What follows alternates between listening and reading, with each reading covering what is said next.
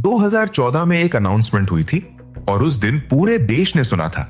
प्रधानमंत्री ने कहा था, अब हर हिंदुस्तानी का बैंक अकाउंट होगा, कोई भी इस देश में अनबैंक्ड नहीं रहेगा। और सच में ये हुआ।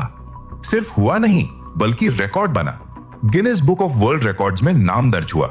58 करोड़ अकाउंट्स एक ही स्कीम के तहत। दुनिया में कहीं नहीं हुआ था ऐसा। अखबारों में हेडलाइन थी, इंडिया ने फाइनेंशियल इंक्लूजन का नया इतिहास लिखा। टीवी चैनल्स पर चर्चा थी। सरकार बोल रही थी, अब हर गरीब बैंकिंग सिस्टम में आ गया। और ऑनेस्टली सुनने में ये बात बहुत अच्छी लगती थी। लेकिन उसी सक्सेस स्टोरी के अंदर एक और नंबर छुपा था जिसे किसी ने हेडलाइन नहीं बनाया। 13 करोड़ अकाउंट्स बिल्कुल बंद, कोई ट्रांजैक्शन नहीं, 2 साल से ज्यादा। मतलब हर 4 में से एक अकाउंट सिर्फ कागजों पर जिंदा है। असल में वो अकाउंट मर चुका है। न उसमें पैसा आता है, न जाता है, न उसका मालिक उसे छूता है। और आज मैं वो कहानी सुनाता हूं जो किसी ने नहीं सुनाई। जनधन ने क्या दिया, क्या लिया, और सबसे बड़ा सवाल, इससे कौन कमा रहा है जब गरीब खुद नहीं कमा रहा। तो पहले समझते हैं जनधन का प्रॉमिस असल में क्या था, क्योंकि स्कीम को जज करने से पहले यह जानना जरूरी है कि उन्होंने खुद क्या वादा किया था। वादा था जीरो बैलेंस अकाउंट, मतलब अकाउंट खुलेगा और मिनिमम बैलेंस रखने की कोई जरूरत नहीं।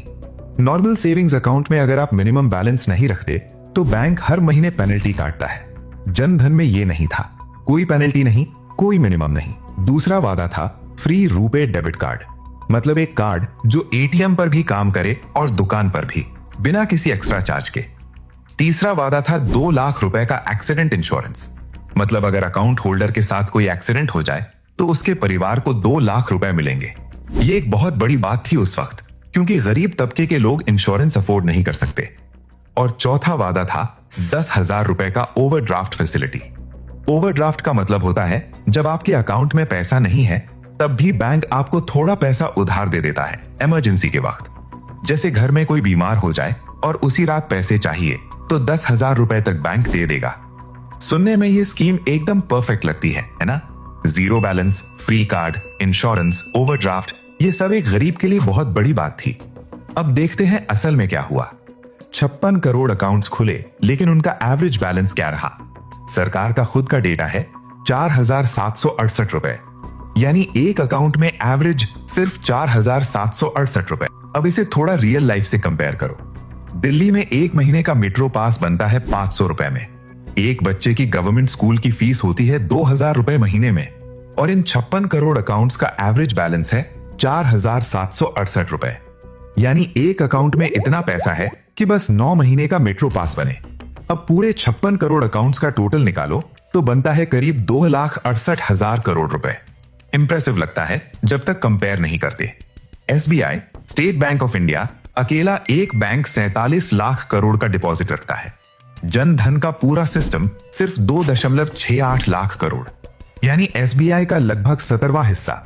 मतलब गरीब का पैसा बैंकिंग सिस्टम में आ ही नहीं रहा, वो सिर्फ एक पाइप बना। सरकारी पैसा अंदर और तुरंत वापस, पाइप फिर से बंद। और इसी चीज को मैं बैंक अकाउंट इल्यूजन कहता हूं। एक सिंपल एग्जांपल से समझो। मान लो किसी गांव में एक नाली बन गई, पक्की सीमेंट की। सरकार ने अनाउंसमेंट किया, अब पानी मिलेगा, इंफ्रास्ट्रक्चर रेडी है, हर घर तक नाली पहुंच गई। लेकिन नाली में पानी कभी आया ही नहीं। नाली थी, इंफ्रास्ट्रक्चर था, काम करने वाले लोग भी थे, लेकिन पानी जीरो। जनधन वही नाली है। अकाउंट तो बन गया, 56 करोड़ अकाउंट्स बन गए, नाली पहुंच गई हर घर तक, लेकिन पैसा कभी प्रॉपरली फ्लो नहीं किया।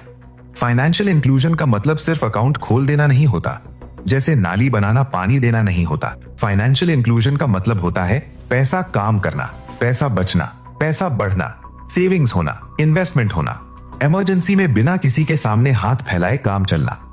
ये सब तब होता है जब अकाउंट सिर्फ खुले नहीं बल्कि यूज भी हो। और यहां ये तीनों चीजें कभी हुई ही नहीं। और ये मैं नहीं कह रहा, वर्ल्ड बैंक कह रहा है। जुलाई 2025 में वर्ल्ड बैंक का ग्लोबल फिंडेक्स रिपोर्ट आया। उसमें लिखा था इंडिया में 35% लोग जिन्होंने बैंक अकाउंट खोला वो यूज ही नहीं करते। 3 में से 1 अकाउंट सिर्फ नाम का है। यही है बैंक अकाउंट इल्यूजन। अकाउंट है, पैसा नहीं, इरादा था, यूज नहीं। नंबर बड़ा है, रियलिटी छोटी है। अब सीधे आता हूं उस सवाल पर जो तुम्हारे मन में आ रहा होगा, ये सिस्टम काम क्यों नहीं कर रहा? आखिर वो अकाउंट्स बंद क्यों पड़े हैं? 3 रीजंस हैं। और तीनों एक ही सिस्टम की देन है। पहला रीजन, डीबीटी का पैसा आते ही निकालना। डीबीटी का मतलब होता है डायरेक्ट बेनिफिट ट्रांसफर, यानी सरकार जो भी सब्सिडी देती है, जैसे एलपीजी का पैसा, पीएम किसान के तहत किसानों को मिलने वाले 6,000 रुपए, मनरेगा की मजदूरी, ये सब सीधे अकाउंट में आता है बिना किसी बिचौलिए के। ये बहुत अच्छा काम था, लेकिन प्रॉब्लम ये है, जो गरीब है वो वही पैसा उसी दिन निकाल लेता है। एटीएम गया, निकाला, वापस आया, अकाउंट फिर से जीरो। क्यों? क्योंकि बैंक पर ट्रस्ट नहीं है। बैंक दूर है, कभी कभी 5-7 किलोमीटर। और एक साइकोलॉजी है जो बहुत रियल है, पैसा अकाउंट में है तो खाएगा नहीं, यानी जो पैसा दिख नहीं रहा, जो हाथ में नहीं है, उसका एग्जिस्ट करना ही अनसर्टन लगता है। ये साइकोलॉजी गलत नहीं है, ये उस इंसान का असल तजुर्बा है जो कभी फॉर्मल बैंकिंग सिस्टम में नहीं था, जिसने कभी नहीं देखा कि सेविंग्स अकाउंट में पैसा रखने से क्या होता है, जिसे इंटरेस्ट का मतलब नहीं पता, जिसे कोई बैंकर ने कभी नहीं बताया। रिजल्ट क्या होता है? डीबीटी आया, उसी दिन निकला, अकाउंट फिर से जीरो, और अगले महीने फिर यही साइकिल। दूसरा रीजन, वो 2 लाख रुपए का एक्सीडेंट इंश्योरेंस, जो असल में सिर्फ नाम का है।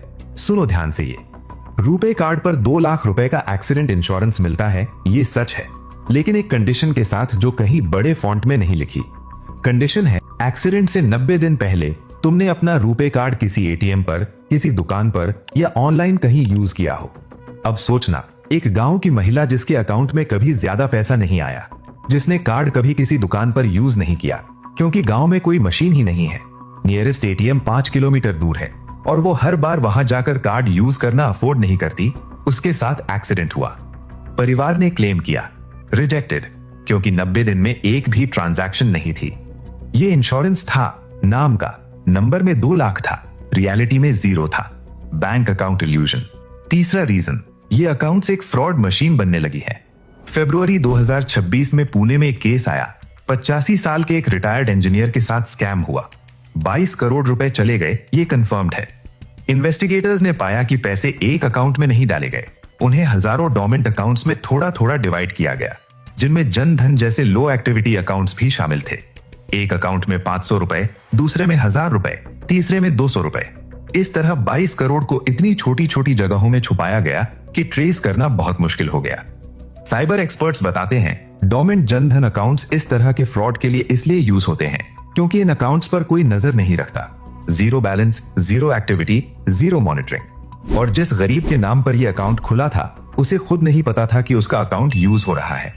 उसे थोड़ा कमीशन दिया गया था अपना एटीएम कार्ड, पासबुक और रजिस्टर्ड मोबाइल नंबर देने के लिए। उसे लगा कुछ एक्स्ट्रा पैसे मिल रहे हैं, उसे नहीं पता था कि वो फ्रॉड का हिस्सा बन रहा है। गरीब के नाम पर खुला अकाउंट फ्रॉड का वेपन बन गया। तो अब एक सीधा सवाल, अगर गरीब को खास फायदा नहीं मिला तो फायदा किसे मिला? 2 लोगों को, और दोनों के नाम सीधे बताता हूं। पहला विनर, गवर्नमेंट। जनधन ने एक काम बहुत अच्छा किया, बीच के सारे बिचौलिए हटाए। पुराने जमाने में सरकारी पैसा ऐसे था जैसे एक बाल्टी में पानी भरो और 10 हाथों से होकर गुजरे। जब तक पानी नीचे पहुंचता, आधा बाल्टी खाली हो जाती थी। हर हाथ थोड़ा लेता था, सरपंच, पटवारी, ऑफिसर, सब। डीबीटी यानी डायरेक्ट बेनिफिट ट्रांसफर ने ये चेन तोड़ी, पैसा सीधे अकाउंट में, बिना किसी सरपंच के, बिना किसी ऑफिसर के, बिना किसी कट के। 2016 से 2025 तक डीबीटी ट्रांसफर्स 74,000 करोड़ से बढ़कर 6.9 लाख करोड़ हो गए।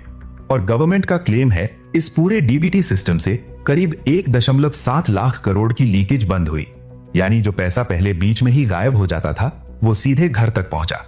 गवर्नमेंट के लिए जनधन एक लीकेज प्रूफ पाइप था, और इस काम में वो बहुत सक्सेसफुल रहा। दूसरा विनर, बैंक्स। समझो 56 करोड़ अकाउंट्स मेंटेन करना एक बहुत कॉस्टली काम है। सर्वर चाहिए, ब्रांच चाहिए, स्टाफ चाहिए, सॉफ्टवेयर चाहिए। ये सब करने की कॉस्ट किसे देनी पड़ती है? लेकिन इस स्कीम में गवर्नमेंट ने बैंक्स को सब्सिडाइज किया, यानी बैंक का रिस्क 0 था। और ऊपर से 3 तरीकों से बैंक्स कमा रहे थे। पहला, फ्लोट इनकम। जब डीबीटी का पैसा अकाउंट में आता है, वो तुरंत नहीं निकलता, कुछ घंटे या कुछ दिन अकाउंट में रहता है। उस पैसे को बैंक दूसरी जगह इन्वेस्ट करके थोड़ा थोड़ा कमाता है।